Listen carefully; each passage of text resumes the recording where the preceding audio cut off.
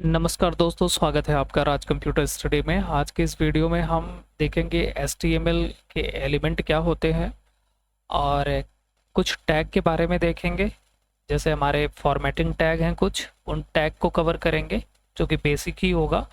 और आने वाले वीडियो में हम आपको HTML बेसिक से एडवांस तक पढ़ाने वाले हैं। अगर आप ओ लेवल कोर्स की तैयारी कर रहे हैं, ओ लेवल का आपको एग्ज़ाम देना है, तो हमारे चैनल को सब्सक्राइब ज़रूर करें, जहाँ पे आपको ओ लेवल से रिलेटेड बहुत सारी वीडियो मिलने वाली है। यहाँ हम आपको आगे चल के MCQ भी सॉल्व कराएंगे और प्रैक्टिकल भी आपका पूरा तैयार करवाएंगे।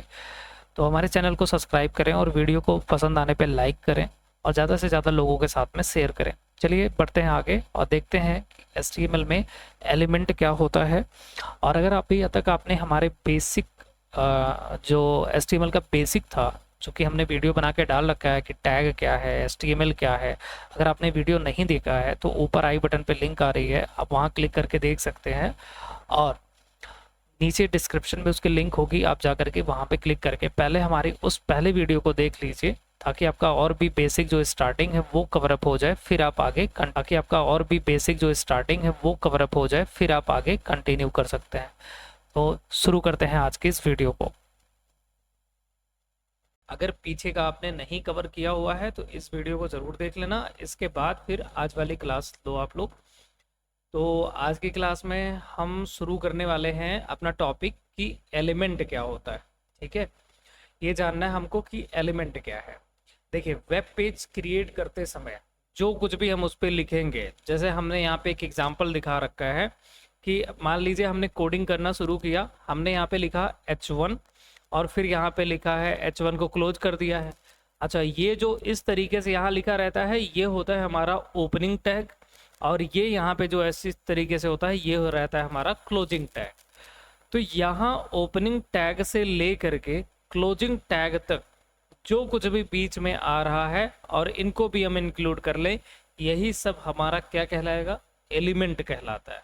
ठीक है, आप वेब पेज ओपन करते हो, उस पर आपको बटन दिखाई देती हैं, उस पर आपको इमेज वगैरह दिखाई देती है ना, कुछ चलते हुए दिखाई देता है या वीडियो वगैरह भी दिखाई देती है। तो ये जो कुछ भी नज़र आ रहा है ये क्या है, आपका एलिमेंट है, और इन्हें कंटेंट भी कहते हैं। और कोडिंग करते समय हम बताएंगे कि जो कुछ भी हमने वेब पेज को बनाते समय लिखा है वो सब हमारा क्या है, एलिमेंट है। तो अब एलिमेंट हमारा ये टैग भी होता है, हमने जो मैटर लिखा है बीच में दिखाने के लिए ये भी एलिमेंट है, क्लोजिंग टैग भी एलिमेंट है, और इसके बीच में जो हम लिख रहे होते हैं जिसको हम एट्रीब्यूट कहते हैं वो भी हमारा एलिमेंट होगा। ठीक है, मतलब जो कुछ भी चीज़ें दिखाई दे रही हैं वो हमारी क्या है, एलिमेंट है। अब अगर हम आगे बढ़े और समझे कि एलिमेंट के प्रकार कितने होते हैं, तो एलिमेंट की कई कैटेगरी है। जैसे एक आप देख पा रहे हैं वाइड एलिमेंट।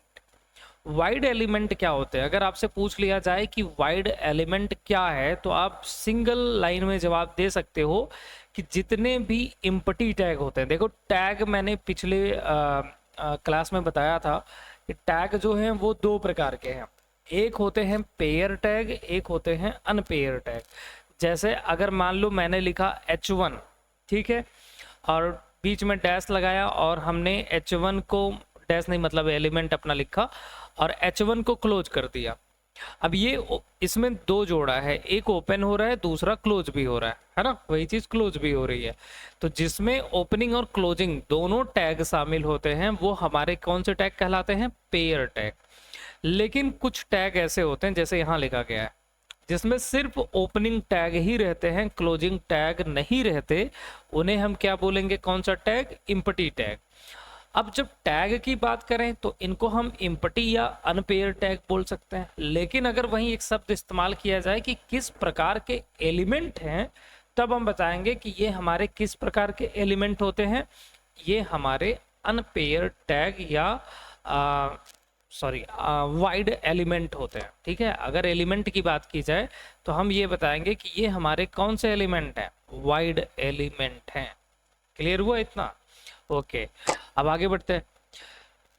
तो आगे दूसरी कैटेगरी आती है ब्लॉक लेवल एलिमेंट। अब ब्लॉक लेवल एलिमेंट क्या होते हैं, देखो, ऐसे एलिमेंट जो पेयर भी हो सकते हैं, अनपेयर भी हो सकते हैं। लेकिन ब्लॉक लेवल एलिमेंट में क्या खूबी होगी, वो एलिमेंट जो पूरी विड्थ को कवर कर ले, पूरी विड्थ को, हमेशा न्यू लाइन से स्टार्ट हो, ठीक है, और अपने उसके आगे जो भी टैग आ रहा होगा उसको वो न्यू लाइन में भेज देगा, उस एलिमेंट को क्या बोलेंगे, ब्लॉक लेवल एलिमेंट, है ना।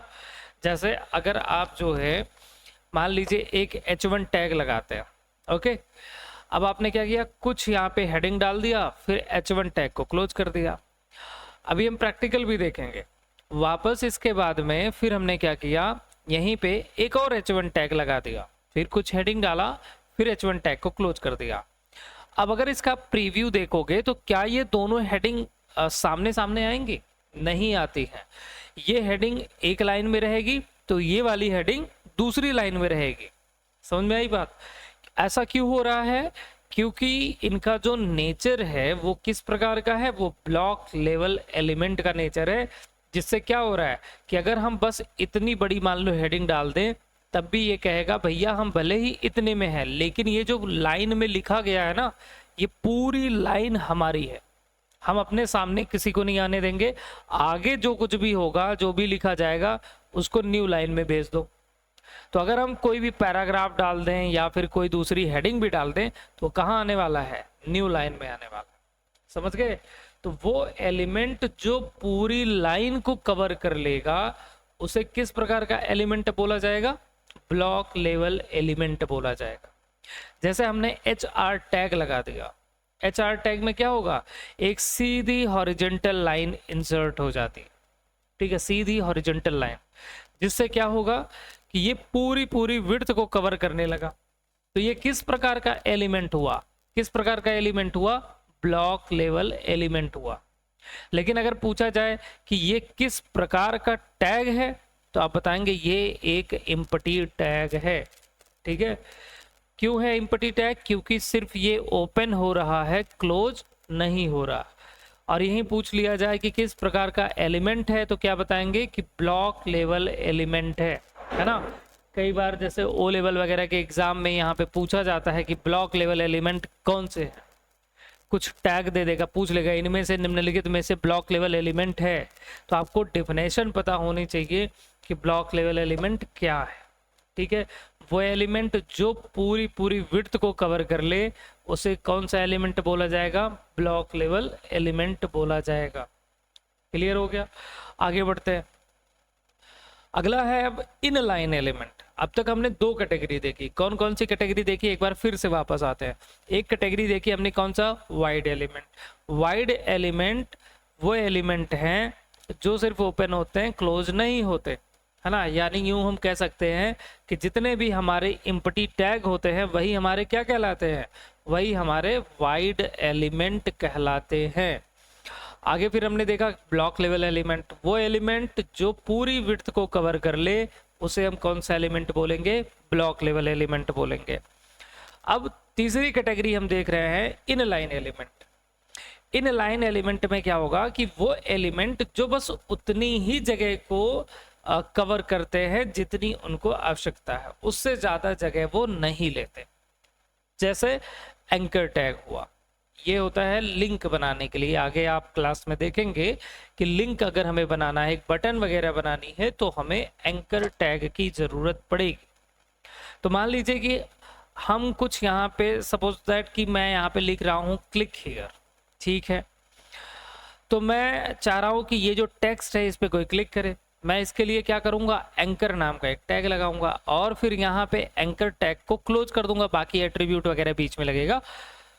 तो अब अगर मैं यहीं दूसरा एंकर टैग लगा दूं, दूसरा वाला एंकर टैग, तो ये नीचे नहीं आएगा। जैसे H1 क्या कह रहा था कि तुम नीचे आ जाओ, लेकिन ये क्या कहता है कि भैया ठीक है, एक लिंक बन गई है, दूसरी लिंक भी मैं सामने एडजस्ट कर लूंगा। जैसे ये दो शब्द हैं, मान लो ये एंकर टैग से लिखा गया, ये दूसरे एंकर टैग से लिखा गया, तो ये दोनों सामने सामने आ रहे हैं, है ना। तो ये बस उतनी ही जगह को कवर कर रहा है जितनी इसको आवश्यकता है।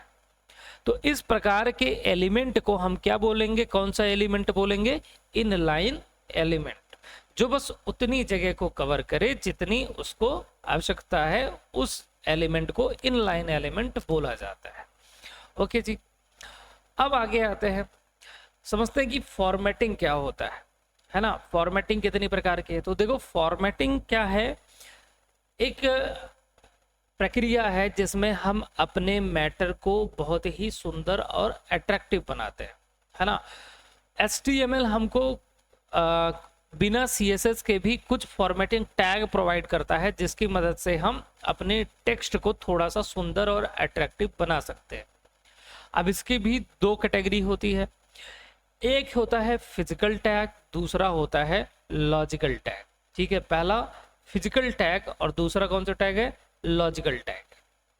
अब फिजिकल टैग में क्या होगा, फिजिकल टैग में ऐसे टैग होते हैं जो सिर्फ हमें एक विजुअल अपीयरेंस देते हैं, जो कोई मीनिंग वगैरह नहीं बताते कि ये बहुत खास है ना, जो ब्राउजर को कुछ संकेत नहीं देते हैं कि ये बहुत इंपॉर्टेंट वर्ड है, सिर्फ उसका एक विजुअल अपीयरेंस दिखाते हैं, जैसे कि बी टैग शामिल है इसमें।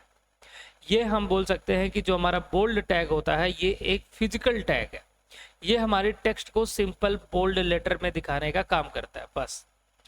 वही दूसरा होता है लॉजिकल टैग।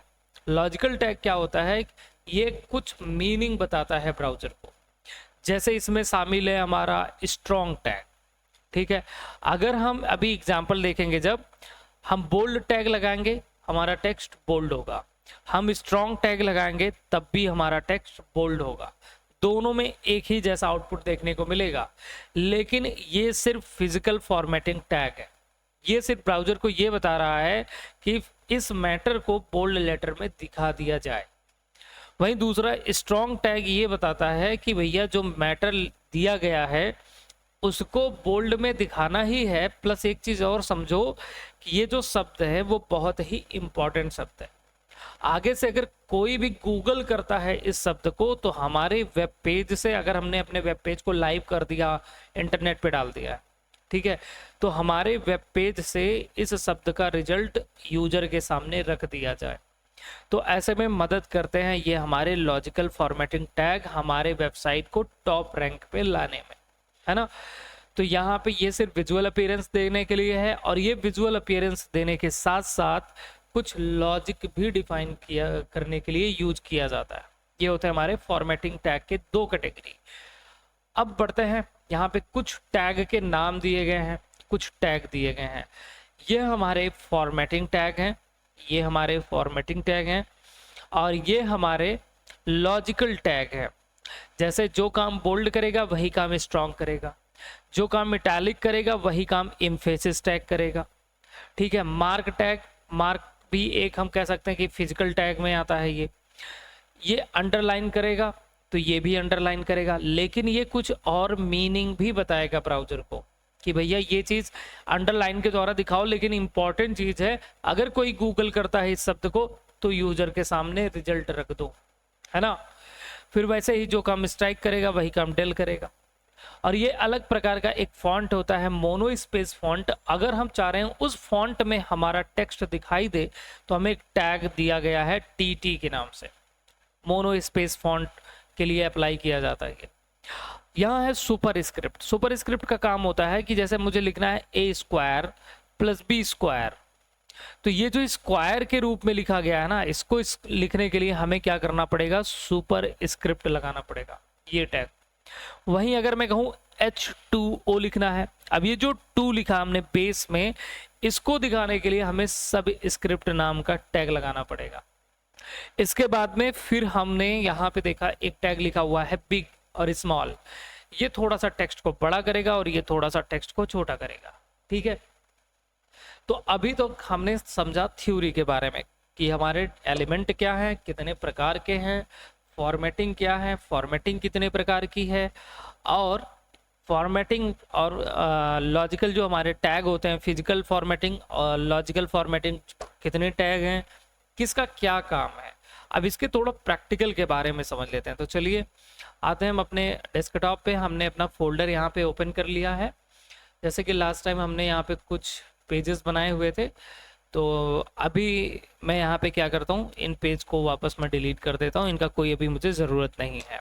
ओके, एक इमेज है, मैं यहाँ पे रहने देता हूँ अभी के लिए। अब मैं यहाँ पे राइट क्लिक करूँगा, ओपन विद लाइव सर्वर पे क्लिक कर दूंगा। ओपन विद लाइव सर्वर पे क्लिक करने से क्या होगा, जैसे हम नोटपैड टेक्स्ट एडिटर में कोडिंग करते हैं या नोटपैड प्लस प्लस में कोडिंग करते हैं, वैसे ही हमारे पास एक कोडिंग सॉफ्टवेयर है जिसको हम IDE बोलते हैं, VS code editor, visual studio code, है ना। ये जो हमारा सॉफ्टवेयर है ये काफ़ी ज़्यादा एडवांस है। और यहाँ पे अगर हम जिस मेथड से अभी मैंने ओपन कराया है कि राइट क्लिक करके ओपन विद कोड करते हैं, तो होगा क्या कि हमारा ये सॉफ्टवेयर ओपन हो जाएगा और यहाँ पे हम देखेंगे कि हमारा वो फोल्डर भी ओपन हो चुका है। ठीक है, अब यहाँ एक प्लस का निशान और उस फोल्डर के अंदर एक फाइल है, वो फाइल यहाँ पे दिखाई दे रही है। प्लस ये देखो एकदम से ब्लैंक एरिया है और यहाँ पे क्या है, हमारा एक प्लस का निशान है। हम इस प्लस के निशान पे क्लिक करके इस जगह पे एक पेज बना सकते हैं। ठीक है, और पेज बनाने के लिए मैं क्या कर रहा हूँ, एक पेज का नाम दे रहा हूँ। जैसे मान लीजिए हम एलिमेंट वाला टॉपिक पढ़ रहे हैं, तो मैं नाम दे देता हूँ, सॉरी मैं यहाँ पे नाम दे देता हूँ एलिमेंट। और नाम तो आप कुछ भी दे सकते हैं, लेकिन एक्सटेंशन नेम कौन सा लगाना होगा हमें, .html। ओके, और एंटर बटन जैसे ही हम प्रेस करेंगे तो हमारे पास में यहाँ पे HTML का एक पेज बन चुका है। अब हम यहाँ पे बेसिक जो कोड होता है जैसे डॉक टाइप, HTML, है ना, हेड, बॉडी, ये सब या तो हम लिखें, या अगर आप लिखना नहीं चाहते हैं तो शिफ्ट के साथ में एक्सप्लेनेशन साइन आप लगाएंगे, है ना, यानी शिफ्ट के साथ में 1 प्रेस करना होगा। इसको आप जैसे ही लगाएंगे और एंटर बटन प्रेस करते ही आपके सामने इस जगह पे जो बेसिक स्ट्रक्चर कोड होते हैं जिनको बॉयलर प्लेट बोला जाता है, ये हमारे इंसर्ट हो जाएंगे यहाँ पे। ठीक है, अब हम इन्हीं के ऊपर यहाँ बॉडी टैग के अंदर आकर के एक पैराग्राफ इंसर्ट करा सकते हैं। यहाँ हमें पैराग्राफ इंसर्ट कराने का शॉर्टकट भी मिलता है, हमें बस लिखना होगा लॉरेम, कितने वर्ड चाहिए वो हम बता सकते हैं, और एंटर बटन जैसे ही हम दबाएंगे तो हमारे सामने एक पैराग्राफ इंसर्ट हो जाएगा। इसके बाद देखो पैराग्राफ जो है हमारा वो सीधा सीधा बिल्कुल चलता चला आया है। मैं क्या करूंगा, अल्ट के साथ में जेड बटन जैसे ही मैं दबाऊंगा, अल्ट जेड, तो हमारा पैराग्राफ ये अपने आप यहाँ पे टेक्स्ट रैप लग गया, यानी हमारा जो कर्सर था या पैराग्राफ जो था वो यहाँ तक गया और यहाँ से अपने आप ही न्यू लाइन में वो आ जाएगा अल्ट और जेड बटन प्रेस करने पे। ओके, इतना आपको शॉर्टकट समझ में आया होगा। ठीक है, फिर मैं सेव करता हूँ अपने डॉक्यूमेंट को। ये जो मैंने पूरा बनाया है वेब पेज मैंने सेव किया और इसी के ऊपर मैं राइट क्लिक करूंगा। अब मेरे पास एक मेथड ये है कि मैं फोल्डर में जाऊं, फोल्डर में जा करके मैं डबल क्लिक करूं फाइल के ऊपर और फिर मैं वेब पेज को ओपन करूं, जिससे मुझे बार बार पेज को रिफ्रेश करना पड़ेगा अगर मैं आगे चल के कुछ और कोड कर रहा हूं तो। लेकिन अगर मैं रिफ्रेश नहीं करना चाहता तो मैं राइट क्लिक करूंगा, ओपन विद लाइव सर्वर नाम का यहाँ पे एक एक्सटेंशन मैंने इंस्टॉल किया है जिससे मेरे सामने ये एक ऑप्शन आ रहा है। अगर आप में ये ऑप्शन नहीं दिखाई दे रहा तो आप क्या कर सकते हैं, आप यहाँ पे इस जगह पे क्लिक करेंगे, यहाँ पे सर्च कर लेंगे एक्सटेंशन में लाइव सर्वर। ओके, जैसे ही आप लाइव सर्वर सर्च करते हैं आपके सामने ये पहला एक ऑप्शन आएगा, बहुत सारे ऑप्शन आएंगे जिसमें ये एक एक्सटेंशन आएगा। मैंने इंस्टॉल किया है इसलिए मेरे पास में ये दोनों ऑप्शन है। अगर आपके सिस्टम में नहीं है तो यहाँ लिखा आएगा इंस्टॉल। जैसे ही इंस्टॉल पे क्लिक करते हैं तो यहाँ पे ये दोनों चीज़ें इंस्टॉल हो जाएंगी और ये दोनों चीज़ें यहाँ पे दिखाई देने लगेंगी। ठीक है, तो इस तरीके से आप लाइव सर्वर नाम का एक्सटेंशन यहाँ पे इंस्टॉल कर सकते हो, ये बहुत ही ज़्यादा हेल्पफुल है।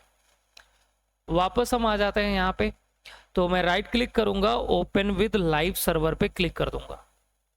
जैसे ही मैं ओपन विद लाइव सर्वर करूँगा थोड़ा सा समय लेगा, ये आपके ब्राउज़र पे आपका इस तरीके से इसने ओपन करके दे दिया है पेज को। ओके, यहाँ ये मेरे यूट्यूब चैनल खुले हैं, मैं इनको बंद कर देता हूँ। ओके, तो इस तरीके से हमारा पैराग्राफ यहाँ पे दिखाई देने लगा है। मैं थोड़ा सा इसको जूम करूंगा, कंट्रोल के साथ में स्क्रॉल बटन को मैं प्रेस करके, है ना, अपने स्क्रॉल बटन को स्क्रॉल करते हुए मैं इसको जूम कर लिया।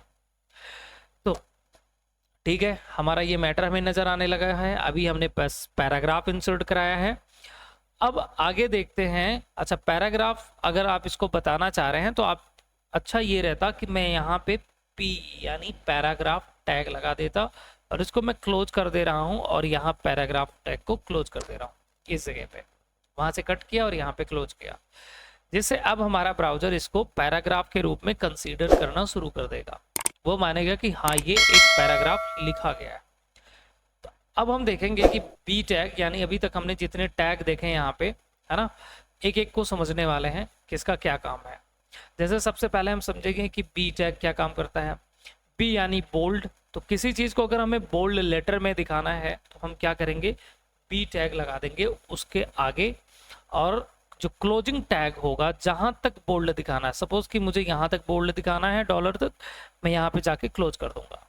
तो यहाँ लॉरेम इप्सन जो इतना पूरा लिखा हुआ है ये पूरा का पूरा बोल्ड लेटर में नजर आएगा। मैंने सेव किया, अल्ट और टैब बटन जो है ये अपने प्रोग्राम को स्विच करने के लिए होता है, दूसरे में जाने के लिए। ओके, मैं यहाँ आ गया और देखो मुझे रिफ्रेश करने की आवश्यकता नहीं पड़ी, अपने आप रिफ्रेश होकर के मुझे ये चीज मिल रही है। यही बेनिफिट होता है लाइव सर्वर का। ठीक है, तो हमें बोल्ड टैग के द्वारा ये चीज बोल्ड दिखाई जा रही है। अब वहीं अगर हम ये समझ लें कि ठीक है, हमारा जो अगला टैग था यानी कि स्ट्रॉन्ग टैग, ये क्या काम करेगा, चलिए इसको भी अगर हम लगाते हैं। मान लीजिए कि मुझे इस शब्द को सिर्फ बोल्ड करना है और कुछ मीनिंग बताना है, तो मैं क्या करूंगा, स्ट्रॉन्ग टैग लगा दूंगा। स्ट्रॉन्ग टैग लगाने के बाद मैं यहाँ पे इसको करता हूँ क्लोज। अब क्या होगा जी, अब होगा ये कि हमारा ये जो पूरा मैटर है ये बोल्ड की तरह ही नजर आएगा। ठीक है, देखिए ये बोल्ड की तरह ही नजर आ रहा है, लेकिन फर्क ये है कि ये एक फिजिकल फॉर्मेटिंग टैग है जो कि ब्राउजर को ये बता रहा है कि इसको बस बोल्ड लेटर में दिखा दो। वहीं पे ये जो है ये एक लॉजिकल फॉर्मेटिंग टैग के द्वारा किया गया है। तो इससे क्या होगा कि वो बताएगा कि इसको बोल्ड में तो दिखाना है। अगर हम अपने वेब पेज को पब्लिश कर दें यानी इंटरनेट पे डाल दें और कोई भी आगे से इस शब्द को खोजेगा तो उसको बहुत सारी वेबसाइट से रिजल्ट मिलेगा, जिसमें से हमारी भी वेबसाइट का रिजल्ट उसके सामने दिखाया जाएगा। ठीक है, तो ये फायदा रहता है इसका लॉजिकल फॉर्मेटिंग टैग का। आगे है इटैलिक टैग, अब इसको भी हम देख लेते हैं। मान लीजिए इसी को मुझे इटैलिक करना है या फिर इसके आगे वाले शब्द को ले लेते हैं, इसको मुझे इटैलिक करना है। इटैलिक यानी कि तिरछा करना है, तो मैं क्या करूंगा, जिसको इटैलिक करना है उसके आगे मैं आई टैग लगा दूंगा और जो क्लोजिंग टैग है उस शब्द के लास्ट में जाकर के मैं क्लोज कर दूंगा। ओके, तो यहाँ ओपनिंग टैग लगा, यहाँ क्लोजिंग टैग लगा, तो सिर्फ ये इतना हमारा क्या हो जाएगा, यहाँ पे तिरछे में दिखाई देगा, जिसको हमने इटैलिक नाम दिया कि ये हमारा इटैलिक हो गया। अगर उसी तरीके से मैं इस शब्द को इटैलिक करना चाह रहा हूं तो उसके लिए अभी ये क्या है, फिजिकल फॉर्मेटिंग टैग। लेकिन वैसे ही जैसे स्ट्रॉन्ग से हमने बताया, अगर वैसा ही मीनिंग हम तिरछे में देना चाह रहे हैं टेक्स्ट को दिखा करके, तो हम एम्फेसिस नाम का टैग लगा देंगे, जिससे हम ये बता रहे हैं कि इस शब्द को तिरछे दिखाओ, लेकिन इतना भी याद रखो कि ये एक इम्पॉर्टेंट शब्द लिखा गया है। ओके, तो हमने दो चीजें देखी, बोल्ड, स्ट्रॉन्ग, फिर यहाँ पे देखा एक आई टैग और एम्फेसिस टैग। मार्क टैग होता है किसी भी शब्द को हाईलाइट करने के लिए। मान लीजिए यही पूरा शब्द मुझे हाईलाइट करना है, तो मैं जहां से जहां तक हाईलाइट करना है पहले मैं स्टार्टिंग में मार्क टैग लगाऊंगा, और मान लीजिए लॉरेम इप्सन तक मुझे सिर्फ हाईलाइट करना है तो मैं यहीं इसके आगे क्लोज कर दूंगा लॉरेम इप्सन के बाद में। इससे क्या होगा कि हम देखेंगे कि ये हमारा यहाँ पे इस तरीके से कुछ हाईलाइट हो गया। अब एग्जाम में ये पूछा जाता है कि मार्क टैग जब आप लगाते हैं तो बाय डिफॉल्ट कौन से कलर से हाईलाइट करता है, तो कौन से कलर से हाईलाइट किया इसने, येलो कलर से, ये इसका बाय डिफॉल्ट कलर है। ओके, ये याद रखना है आपको। ठीक है, वापस आते हैं आगे और फिर देखते हैं अगले टैग को। यहाँ पे है अंडरलाइन। तो अगर हम किसी भी चीज को अंडरलाइन करना चाह रहे हैं, ओके, जैसे ये एक शब्द है, तो मैं अगर इसके स्टार्टिंग में यू टैग लगाता हूं, ये यहाँ पे क्लोज हो गया है कुछ, तो क्लोजिंग टैग को मैंने जस्ट सेलेक्ट किया और इस शब्द के बाद में मैंने इसको इस तरीके से पेस्ट कर दिया। तो अगर इसका रिजल्ट देखेंगे यहाँ पे ये अंडरलाइन हो गया। अब इसी अंडरलाइन को हम दूसरे शब्द दूसरे टैग के द्वारा भी कर सकते हैं। जैसे ये एक शब्द है तो मैं यहाँ पे INS यानी इंसर्ट नाम का टैग लगाऊंगा, जिससे ब्राउजर ये समझता है कि ये शब्द बाद में इंसर्ट कराया गया है और कुछ इस तरीके से ये नजर आ रहा है। ठीक है, देखने में बिल्कुल वो सिमिलर से लगते हैं बट दोनों ब्राउजर को अलग अलग मीनिंग बता रहे हैं। ऐसे ही स्ट्राइक टैग लगा सकते हैं आप, और यहाँ पे जो डेल टैग दिया गया है वो लगा सकते हैं।